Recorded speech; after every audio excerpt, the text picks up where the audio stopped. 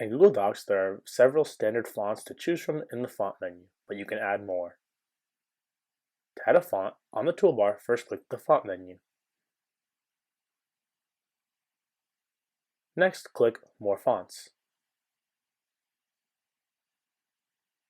At the top, use the search box to find the exact font you're looking for.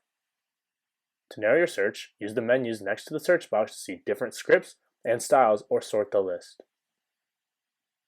When you find a font that you want to add, click the name. On the right under My Fonts, you'll see the new font.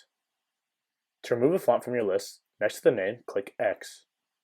When you're done, click OK.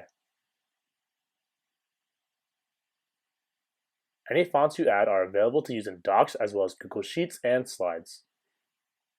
Congratulations, you now know how to add fonts in Google Docs.